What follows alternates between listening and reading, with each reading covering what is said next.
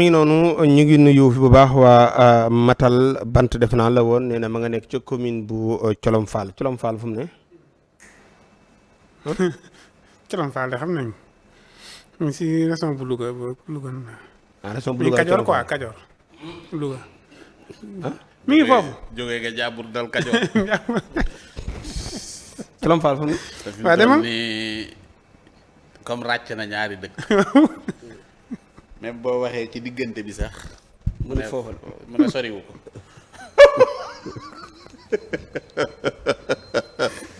jërëjëf mi ngi noonu kon ñu ngi leen di nuyu bu baax a baax Assane.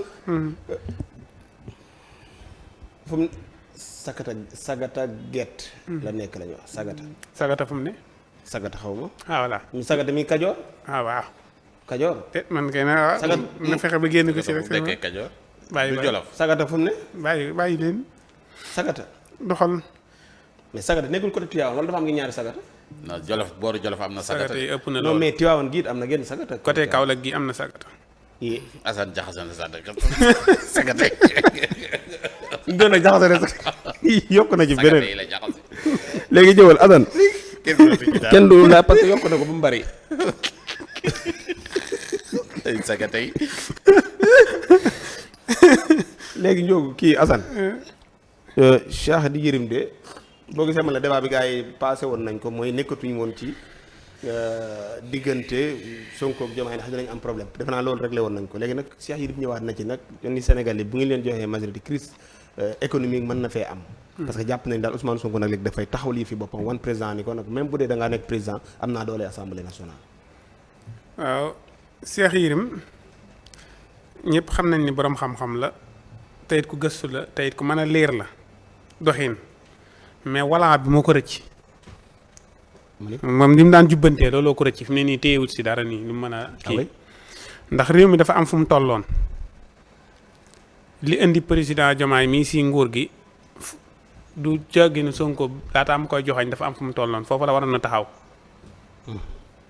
def ay effort ba élection yi joteet laataa ñuy tànn daa dem génn réew mi wote yi fekkewu ko fi wotewul waaw tànnut njiitum réew moom votewul wotewul daa dem tëdd bitim réew bañ tànn suñu njiitum réew ba istere ba pare mu ñëwaat naan ni ki ngeen tànn ak ñi ngeen tànn bu fekkoon mi ngi fi woon wote wala mu ñëwoon fi leeral ñu xañ na lii mën naa bañ a am waaye si loolu lépp jeexee dafa war a na liir Ousmane Sonko ak Diomaye lan moo leen boole bu noppee mu liir Diomaye lan moo ko tax a doon président su xamoon lan moo tax a doon Diomaye président kon Ousmane Sonko am maturité wala Ousmane Sonko ñëw si bopp nguur gi du ko jaaxal ndax man tey bu ñu ñëwoon Ousmane Sonko dem na doon na président Diomaye wàcc na man du ma déranger.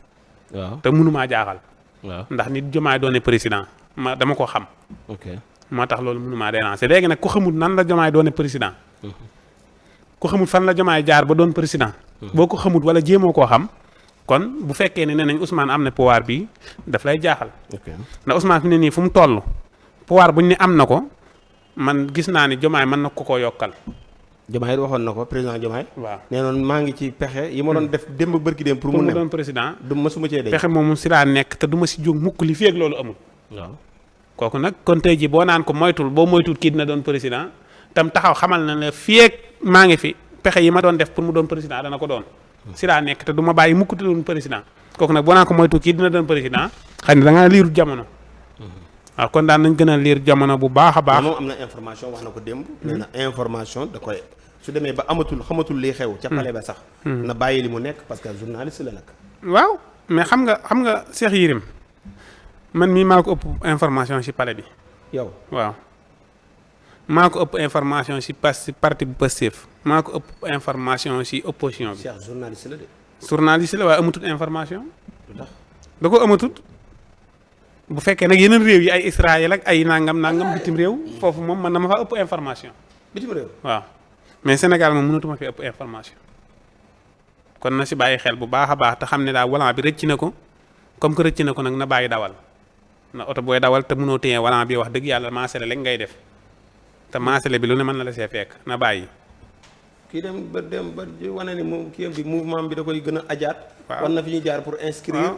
pour def mën dañuy naa taxawalaat. loolu baax na mën naa taxawal ab mouvement di def conférence de presse waaxu jëm si politique wala lu ko neex waaye wax ji daal doon journaliste poursuivre journaliste di wax ci réew mi na ko bàyyi ndax xamatul lu xew si réew mi.